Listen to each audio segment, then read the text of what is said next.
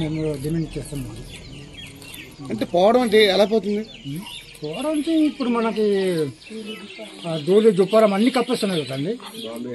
Bomb వేసిన తర్వాత కూడా అన్ని విధాలుగా మనకి ఇంకా మనం తినలేకపోతాం, మనం ఏది చేయలేకపోతాం. ఇబ్బంది, ఆ వాసనకి మేము తినలేకపోతుంది. అన్నం కూడా చాలా ఇబ్బంది వస్తుంది. చెట్లు పుట్టలన్నీ పోతుంది, అంతా అలాగే పోతుంది. మాకు చాలా ఇబ్బందిగా ఉంది.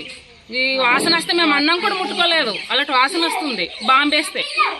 అది అలాగే మాకంటే కోరి ఆపితేనే మాకు సంతోషంగా మరి అన్ని ఆరోగ్యంగా ఉంటాం మేము, అంతేనండి. అదేనమ్మా, అంటే మీకు ఇక్కడ క్వారీ ఏర్పాటు చేసినప్పుడు మీ గ్రామస్తులకి అందరికి మేము చాలా పోరాడాం, కానీ ఎవరు కూడా మా వెనకాల పట్టించుకోలేదు.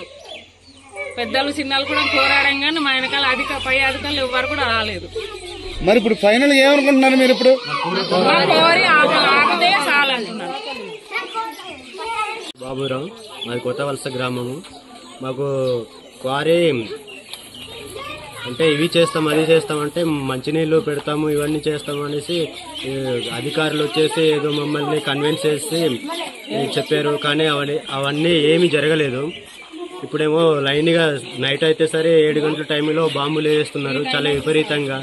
ఆ బాంబుల దాడికి చాలా స్మోక్ వచ్చేసి చిన్నపిల్లలు లేనిపోని జబ్బులు వచ్చే అటాక్ చేసే అవకాశం ఉంది. అది కాకుండా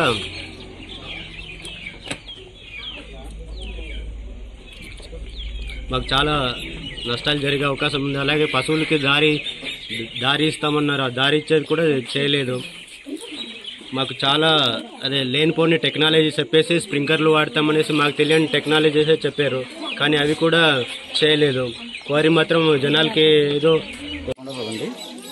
ఎక్స్ నెంబర్. నా ఇల్లు 20 సంవత్సరాలు ఇంద్రమైలు ఇచ్చిన ఇల్లు ఎప్పటికీ పగలట్లేంది. ఈ సంవత్సరం ఈ బాంబులు వేస్తే మొత్తం కేకలు వేసేసేయండి. ఇల్లు రేకులు కూడా పగిలిపోయిందండి మొత్తం.